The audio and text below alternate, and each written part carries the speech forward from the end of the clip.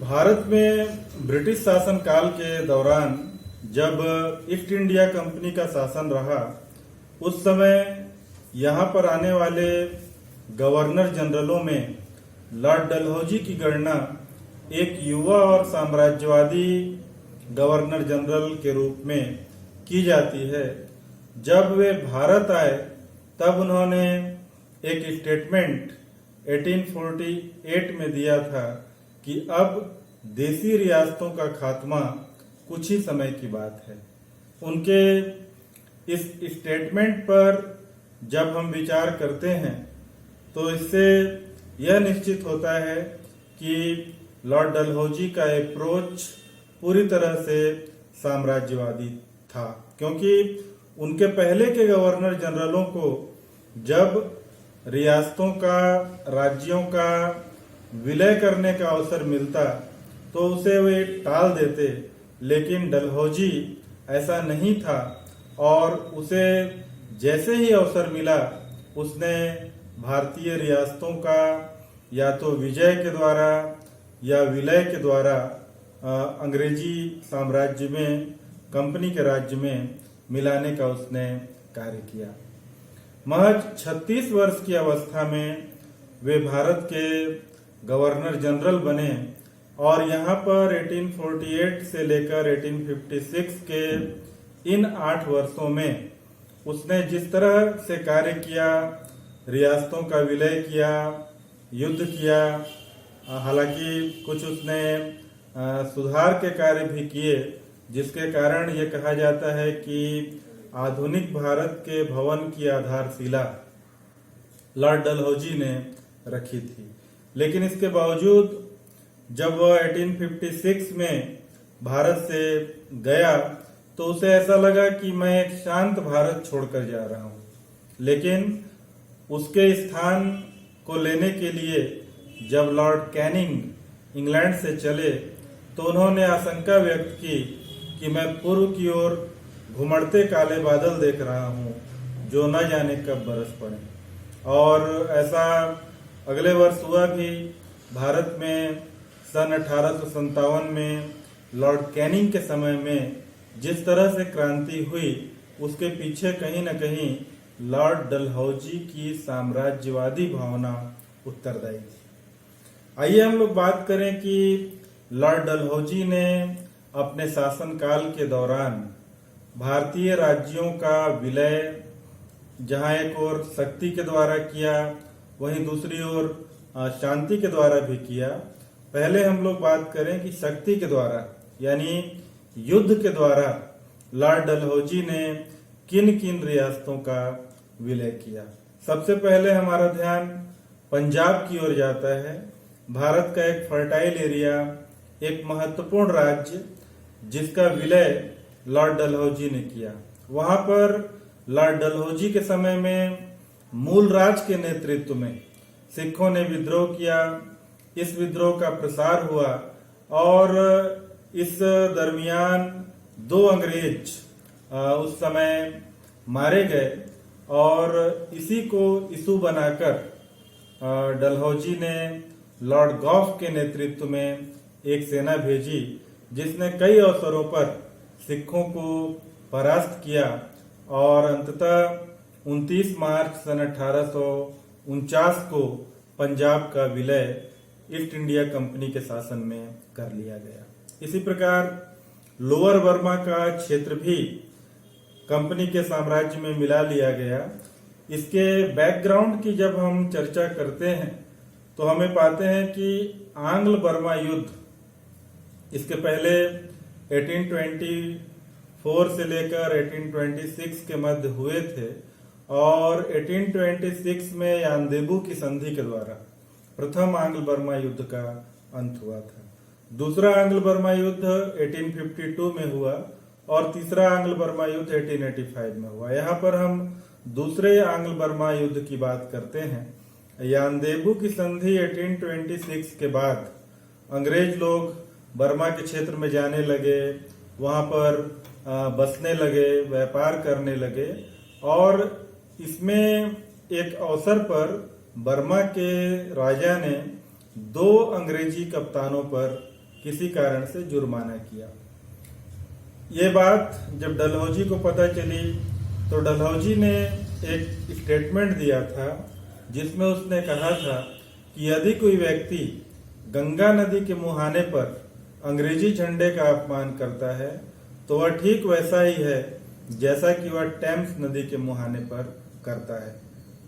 कुछ इतिहासकारों की मान्यता है कि जिस तरह ऑकलैंड ने अफगानिस्तान में हस्तक्षेप किया और कहा कि हम भारत की प्राकृतिक सीमा को प्राप्त करना चाहते हैं, वैसे ही लॉर्ड डलहौजी ने बर्मा के मामले में अनावश्यक हस्तक्षेप किया। हालांकि इसकी विजय हो गई और ऑकलैंड के समय में एक कुठाराघात या पराजय भी अंग्रेजों को झेलनी पड़ी थी। यहाँ पर जब डलहौजी को ज्ञात हुआ कि वहाँ 2 अंग्रेजों का पर जुर्माना लगाया गया है तो उसने इस तरह का स्टेटमेंट जारी किया और एक फॉक्स नाम का युद्धपोत उसने कॉमोडोर लैम्बर्ट के नेतृत्व में रंगून भेज दिया और कुछ संघर्षों के बाद 20 दिसंबर सन 1852 को बर्मा का भी विलय कर लिया गया। इसी प्रकार सिक्किम का क्षेत्र जो कि नेपाल और भूटान के मध्य था,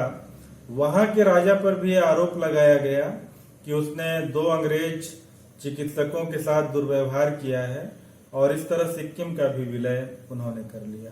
यानी 3 प्रमुख क्षेत्र, एक पंजाब, दूसरा बर्मा और फिर सिक्किम का विलय डलहौजी के समय में कर लिया गया। इसके अतिरिक्त डलहौजी के समय में जो भारत की देसी रियासतें थीं, उस पर जब हम विचार करते हैं तो ये पाते हैं कि मुख्य रूप से 3 प्रकार की रियासतें थीं। पहली प्रकार की रियासतें वे थीं जो कभी भी अंग्रेजों के अधीन नहीं रहीं और न तो अंग्रेजों को किसी प्रकार का टैक्स देती थी। इसमें डलहौजी ने कहा कि ऐसे राज्यों पर हमें हस्तक्षेप करने का कोई अधिकार नहीं। दूसरे प्रकार की ऐसी रियासतें थीं जो कभी मुगल सम्राट या पेशवा के स्थान पर अब अंग्रेजों के अधीनस्थ थीं। उनके बारे में डलहौजी ने कहा कि अगर वे दत्तक पुत्र लेते हैं तो उनको हमसे अनुमति लेनी होगी और हम उनको अनुमति दे देंगे। और तीसरे प्रकार की जिन रियासतों की बात होती है उसको अंग्रेजों ने सनदों के द्वारा या तो स्थापित किया था या तो उन्होंने पुनर्जीवित किया था। इन राज्यों के बारे में डलहौजी ने कहा कि दत्तक पुत्र हमारी आज्ञा पर ही ली जा सकती है और हम ऐसे मामलों में आज्ञा नहीं देंगे। भारत में तत्कालीन समय की बात जब हम करते हैं तो हमने देखा कि मुगल साम्राज्य का पराभव हो चुका था, मराठों का भी अवसान हो चुका था और कंपनी अब तत्कालीन समय में भारत की एक प्रमुख शक्ति बन चुकी थी। उन्होंने यानी डलहौजी ने कहा कि भारत में जो परंपरा है, जो मान्यताएं हैं, उसके अनुरूप राजा दत्तक पुत्र ले सकता है, लेकिन वह उसके निजी संपत्ति का वारिस होगा, उसके राज्य का वारिस वह नहीं हो सकता। तो यहाँ पर डलहौजी भी गलत नहीं थे।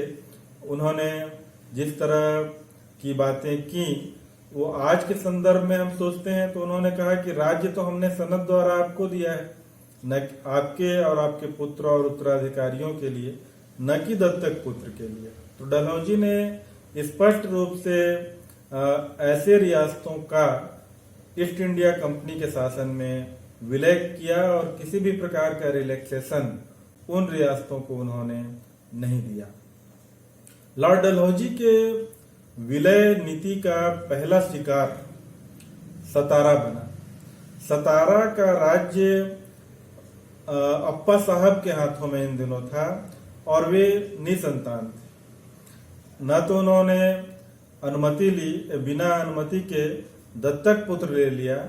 और सतारा के हिस्ट्री के बैकग्राउंड को जब हम देखते हैं तब हम पाते हैं कि लॉर्ड हेस्टिंग्स ने 1818 में मराठा शक्ति को समाप्त करके शिवाजी के वंशज प्रताप सिंह को उनके पुत्रों और उत्तराधिकारियों के लिए ये राज्य दिया था। 1839 से सतारा का राज्य अप्पा साहब के हाथों में था और जब उनका निधन हुआ तब डलहौजी ने सतारा के राज्य का विलय कर लिया। दत्तक पुत्र को मान्यता उन्होंने नहीं दी। सतारा के बारे में कहा जाता है कि अंग्रेजों के लिए बंबई से मद्रास के बीच यह राज्य एक अवरोध के समान था, इसलिए उसका विलय करना राजनीतिक दृष्टिकोण से, सामरिक दृष्टिकोण से आवश्यक था। इसके बाद संबलपुर का राज्य था, जहां पर के शासक नारायण सिंह थे। वे निसंतान भी थे और दत्तक पुत्र भी नहीं लिया था और जब उनका निधन हुआ तो 1849 में इस राज्य का भी विलय कर लिया गया। झांसी का राज्य पेशवा के अधीन हुआ करता था और बाजीराव द्वितीय की हार के बाद लॉर्ड हेस्टिंग्स ने यह राज्य राव रामचंद्र को दे दिया था उनके उत्तराधिकारियों और पुत्रों के लिए। 1835 में राव रामचंद्र का देहांत हो गया और इन्हीं के एक वंशज गंगाधर राव झांसी पर राज्य करते थे, जिनका 1853 में देहांत हो गया। उनके दत्तक पुत्र को डलहौजी ने मान्यता नहीं दी और सन 57 की क्रांति में इनकी पत्नी रानी लक्ष्मीबाई ने बाद में संघर्ष किया था। उन्होंने कहा था मैं अपनी झांसी नहीं दूंगी। इसी तरह भोसलों का राज्य विदर्भ में नागपुर में था। लगभग 80,000 वर्ग मील इसका एरिया था और 1817 में हेस्टिंग्स ने भोसले परिवार के रघुजी तृतीय को यहाँ पर शासन करने के लिए दिया। वे अल्पवयस्क थे, इसलिए उनके संरक्षक के रूप में रिचर्ड जेंकिंस की नियुक्ति की गई। 1827 में जेंकिंस की एक रिपोर्ट का भी अध्ययन हम लोग करते हैं।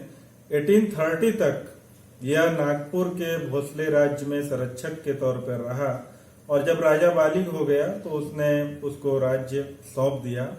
1853 में रघुजी तृतीय का भी निधन हो गया और मरने के पहले उन्होंने रानी से कहा कि तुम दत्तक पुत्र ले लेना, लेकिन कंपनी ने न तो उनकी बातों को स्वीकार किया न दत्तक पुत्र को स्वीकार किया। और इसके पीछे मूल धारणा ये थी कि बंबई से कलकत्ता के बीच नागपुर का राज्य का अवरोध था, जिसको अंग्रेज समाप्त करना चाहते थे। इसके महल को भी लूटा गया, यह कहते हुए कि ये जो सारी संपत्ति है राज्य की है। यानी डलहौजी को जहां अवसर मिलता वह रियासतों का विलय कर लेता था। मुगल काल में या पेशवाओं के समय में दत्तक पुत्र को लेकर केवल स्वीकृति के लिए नजराना भेज देना ही पर्याप्त होता था, लेकिन ब्रिटिश शासनकाल में ऐसा नहीं था। यहाँ तक कि डलहौजी ने उपाधियों को और पेंशन को भी बंद कर दिया था। पेशवा बाजीराव द्वितीय को लॉर्ड हेस्टिंग्स के समय में 8 लाख रुपया वार्षिक पेंशन देने की बात कही गई थी, लेकिन 1853 में जब उनका देहांत हुआ तो उनके दत्तक पुत्र नाना साहब को डलहौजी ने पेंशन नहीं दिया, यह कहते हुए कि पेंशन पेशवा बाजीराव द्वितीय के लिए थी, न कि उनके वंशजों के लिए थी। इसी तरह की घटना कर्नाटक के नवाब के बारे में, तंजौर के शासक के बारे में भी हमें जानने को मिलता है। उसने बरार का भी विलय कर लिया महज इस बात के लिए कि वेल्लेजली के समय में जो सहायक संधि हुई थी उसकी सेना रखने के लिए जो बकाया राशि थी वह नहीं दे पाया था, इसलिए 1853 में धन के बदले बरार को अपना राज्य देने के लिए उसने बाध्य किया। अंतिम राज्य जो लॉर्ड डलहौजी की इस विलय के नीति का निशाना बना वह था अवध। हम लोग इसके बारे में जानते हैं कि 1764 के बक्सर के युद्ध में अवध का नवाब सुजाउद्दौला मीर कासिम और शाह आलम द्वितीय के साथ परास्त हुआ था। अंग्रेज चाहते तो अवध को उसी समय प्राप्त कर सकते थे, लेकिन तत्कालीन राजनीतिक परिस्थिति के कारण उन्होंने अवध का विलय नहीं किया। कड़ा और मानिकपुर का क्षेत्र ही उन्होंने प्राप्त किया, लेकिन बाद में अवध जब सहायक संधि का कहना चाहिए करने के लिए अंग्रेजों ने उसको बाध्य किया और इसके बाद लगातार अवध की स्थिति बिगड़ती रही, क्योंकि हर मामले में अंग्रेज वहां से धन की उगाही करते थे और जब राज्य का एक धन का आय का बहुत बड़ा हिस्सा कंपनी के पास चला जाएगा तो राज्य का शासक अपना क्या जनहित में कार्य कर सकेगा। यानी अवध में वास्तव में अगर कुशासन था तो उसके लिए केवल नवाब उत्तरदायी नहीं था, उसके लिए अंग्रेज भी उत्तरदायी थे। लेकिन अब डलहौजी ने अवध को निशाना जब बनाया तो वहां के रेजिडेंट स्लीमैन ने डलहौजी का विरोध किया कि ऐसा करना हमारे हित में नहीं होगा। लेकिन 1854 में स्लीमैन की जगह जब आउटरम आए तो उन्होंने अवध का विलय प्राथमिकता के साथ कर लिया। उस समय अवध में नवाब थे वाजिद अली शाह, वे किसी भी प्रकार का विरोध नहीं कर पाए और आउटरम की सेना अवध के नवाब के महल में प्रवेश की और आसानी से उनका अधिकार हो गया।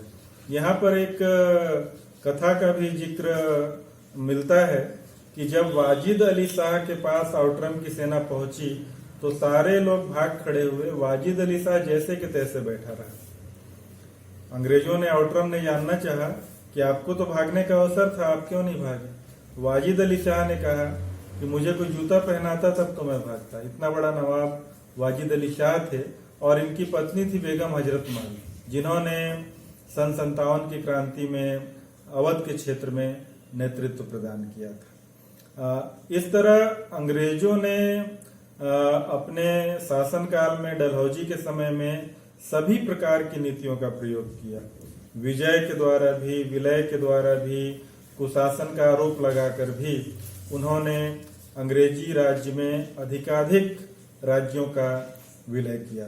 डलहौजी ने अवध के विलय के बारे में यह कहा कि यदि अंग्रेज सरकार इस प्रकार के कुशासन वाले राज्य को, जिसमें करोड़ों लोग पिस रहे हैं, अधिक समय तक चलने में सहायता देती है तो वह मानव और ईश्वर दोनों की दृष्टि में दोषी होगी। और डलहौजी के 1856 में जाने के बाद उसकी नीतियों के कारण सन 57 की क्रांति में 3 नेतृत्वकर्ता उभर कर सामने आए।